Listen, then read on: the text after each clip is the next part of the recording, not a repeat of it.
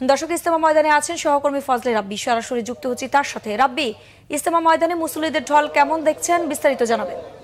জি আইরিন, ধন্যবাদ। আপনি দেখতে পাচ্ছেন আমার ঠিক পিছন সাইডটা, এখানে কিন্তু লক্ষ লক্ষ মুসল্লি, অর্থাৎ এই পুরো ইস্তেমা মাঠ জুড়ে কিন্তু আসলে লক্ষ লক্ষ মুসল্লিরা এখন উপস্থিত হয়ে আছে এবং ঠিক 12টা বাজে আর কিছুক্ষণের মধ্যেই সেই কাঙ্ক্ষিত যে মোনাজাত, আখেরি মোনাজাত, সেটা কিন্তু সম্পূর্ণ হবে, যার জন্য কিন্তু মানুষ অধীর আগ্রহে এখানে বসে আছে এবং তারা কিন্তু আল্লাহর সন্তুষ্টি লাভ করছে এবং বারবার যে যে মেসেজটা দিচ্ছে এখান থেকে, যে ভোর থেকে যে আম্বয়ানের মধ্য দিয়ে যে মেসেজটা মূলত দিচ্ছে, সেটা যে ইসলামের যে দিক নির্দেশনা, ইসলামের যে দাওয়াত, মানে মানুষের ঘরে ঘরে পৌঁছে দেওয়া শান্তির যে বার্তা, এই বার্তাটা দেওয়ার জন্য মূলত তারা আম্বয়ানের মাধ্যমে মুরব্বীরা এই মেসেজটা দিচ্ছে এবং যে শ্রোতা বা যারা মুসল্লিরা আছে তারা কিন্তু আসলে খুব মনোযোগ সহকারে সেটা শুনছেন। এবং আমি কয়েকজন মুসল্লির সাথে কথা বলেছি, তারা যেমনটা বলছে যে এখান থেকে মূলত দিক নির্দেশনা নিয়ে যে সেই দিক নির্দেশনাটা বাস্তব জীবনে কিভাবে প্রয়োগ করা যায় সেটার মেসেজটা কিন্তু তারা গ্রহণ করছে। আরেকটা পাশাপাশি যে বিষয়টা জানিয়ে রাখতে চাই, আপনি জানেন যে বেশ কিছুদিন আগে জুবাইরপন্থী আর সাতপন্থীদের মধ্যে এক ধরনের